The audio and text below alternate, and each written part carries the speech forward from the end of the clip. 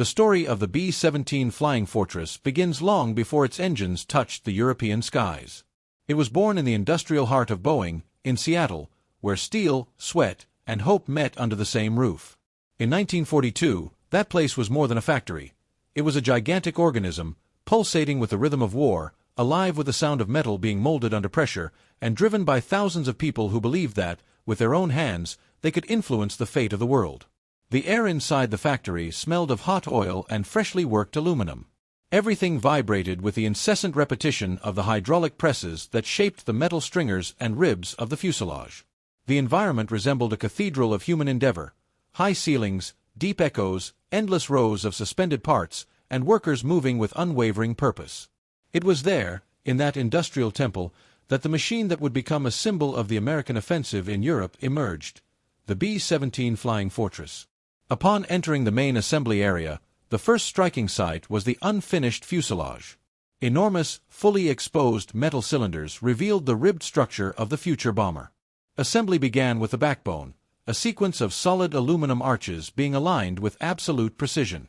Each rivet, each seam, each fitted plate was the work of steady hands and trained eyes. A line foreman used to repeat to the newcomers that each rivet held a life, and, deep down, everyone knew it was true.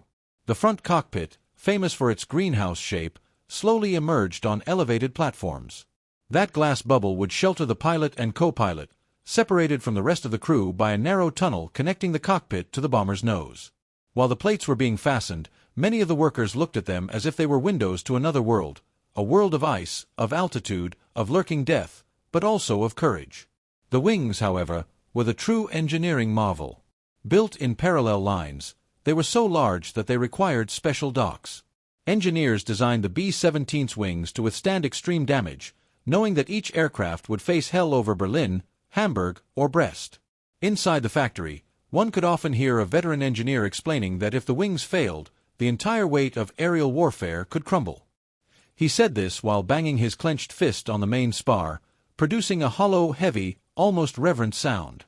It was the sound of something that needed to survive. Elsewhere in the factory, far from the deafening noise of the presses, the Wright R-1820 engines were being prepared.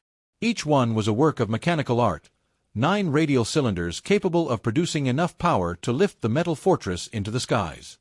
Grease-covered mechanics installed cables, valves, cooling rings, and components that, until then, seemed chaotic but would soon work in perfect harmony.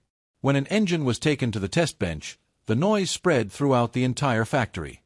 It was a deep roar, piercing walls and vibrating in the chests of everyone present, a warning that war was approaching, and that roar would be heard far and wide. The B-17's defense was also born in Seattle. Browning .50 caliber machine guns were mounted in rotating turrets, side mounts, and rear positions. The dorsal turret dominated the fuselage's back like a police shield, while the ventral turret, the dreaded ball turret, was fitted with almost surgical precision, as any mistake could be fatal for the gunner operating there, trapped in a metal sphere hanging under the aircraft's belly. Even so, the people who assembled that turret worked with care and responsibility. A young employee used to say that the weapon only seemed heavy until the moment someone depended on it to return alive. Little by little, all the parts found their place. The wings were joined to the fuselage with cranes and reinforced latches. The engines were fitted into their mounts, the turbines aligned like the 4 hearts of a giant. The landing gear, robust and precise, fit like the legs of an ancient creature poised to run. The final paint job was carefully applied, and many workers left personal messages hidden inside the plates. "Go home, good luck kid, don't let them take you." They were small human reminders inside a machine created to survive the impossible. When a B-17 was ready, it was driven out of the enormous factory doors. The glare of natural light hit the newly painted fuselage and made the metallic surface gleam as if it were alive. The test crew took their places.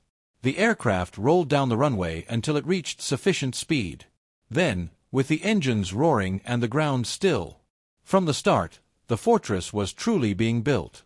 Each takeoff meant that another piece of the American air offensive was ready to cross the ocean. The B-17's destiny, however, was not in the skies of Seattle. It was over the occupied cities of Europe. In gigantic formations, dozens of B-17s flew side by side, resembling moving walls advancing against the gray sky. It was a sight both beautiful and terrifying. After each mission, many did not return. Those that did bear the marks of combat, holes the size of doors, entire sections torn off, shattered glass, deformed wings. And yet, many of them landed. The factory received these returns as if they were surviving veterans, machines that had gone through hell and survived to tell the tale. Technicians walked around these mutilated B-17s in astonishment. A veteran engineer used to repeat that he hadn't built an airplane, but a survivor.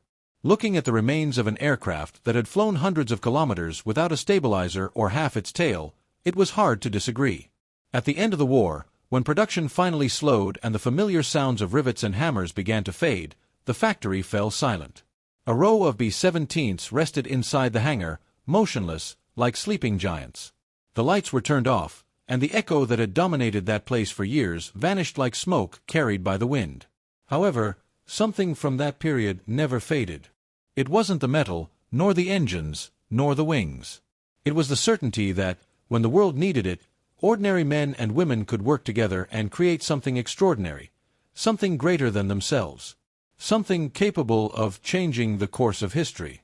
And, for a brief moment, that something was a flying fortress.